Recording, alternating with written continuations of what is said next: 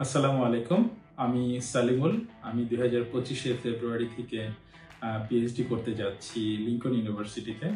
Lincoln ইউনিভার্সিটির এই পুরো জার্নিতে আমাকে পরিপূর্ণভাবে সহযোগিতা করেছে গ্লোবাল উইংস। গ্লোবাল উইংস এমন একটা এডুকেশন এজেন্সি যারা আপনাকে সবচেয়ে কার্যকরী ভাবে আপনাকে সহযোগিতা করতে পারে।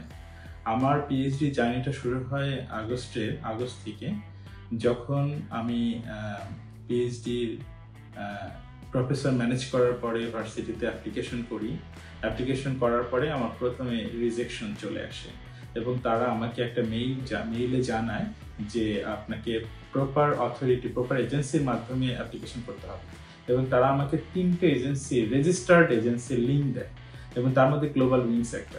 এমন না যে আমি গ্লোবাল উইংসকে একদম প্রথমেই সিলেক্ট করে ফেলছি। আমি প্রত্যেকটা এজেন্সির সাথে কথা বলেছি, তাদের সাথে কথা বলে বোঝার চেষ্টা করেছি কারা আমাকে সর্বোচ্চ সহযোগিতা করতে পারবে এবং সেইভাবে আমি গ্লোবাল উইংসকে বেসিক্যালি চুজ করেছি।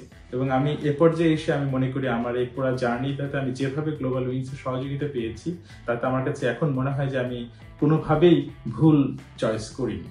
একটা জিনিস হচ্ছে যে আমার টোটাল পেপারস গুছায় তারা ইউনিভার্সিটিতে অ্যাডমিশনের জন্য অ্যাপ্লিকেশন ড্রাফট করেছে এবং আমি অফার লেটার কিন্তু পেয়েছি। পিএইচডি অফার লেটার আমি পেয়েছি 21 ডেজের মধ্যে। তারপর আমি ভিসার জন্য যখন এটা খুবই মানে টিডিএস একটা জব ছিল, সবকিছু গুজগাছ করানোর পরে এজেন্সি যখন এটার জন্য ড্রপ করে ভিসার জন্য আমার অ্যাপ্লিকেশনটা যখন ফরওয়ার্ড করে, আমি দেখেছি আমি ভিসা পেয়েছি অনলি 2 উইকসের মধ্যে। সো এটা আসলে গ্রেট অ্যাচিভমেন্ট আমি মনে করি এবং শুধু আমার না, পিএইচডির ক্ষেত্রে না, এখানে প্রত্যেকটা স্টুডেন্টের ক্ষেত্রে তারা যেভাবে পরিশ্রম দেয়, সব সময় লেগে থাকে, এটা আসলে আমার কাছে মাঝে মাঝে মনে হয় যে এটা হাউ পসিবল, মানে এটা কিভাবে সম্ভব এরকম ভাবে সবাইকে সহযোগিতা করা।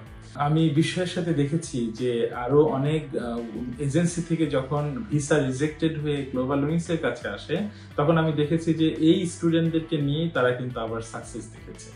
সো আমি মনে করি যে গ্লোবাল উইংস জানে যে কোথায় কি করতে হয়, কোথায় কোন জিনিসটা সবচেয়ে বেশি গুরুত্বপূর্ণ। অফার লেটার প্রাপ্তির ক্ষেত্রে শুধু তাই নয়, ভিসা প্রাপ্তির ক্ষেত্রেও তারা এই যে ছোট্টখাট্ট গুরুত্বপূর্ণ বিষয়গুলোর প্রতি খুবই যত্নবান। তো আমি মনে করি যে যদি নিউজিল্যান্ডের ক্ষেত্রে সফলতা কেউ নিশ্চিতভাবে দেখতে চায়, তাহলে তার অবশ্যই প্রোফাইলটা ভালো হতে হবে নিঃসন্দেহে।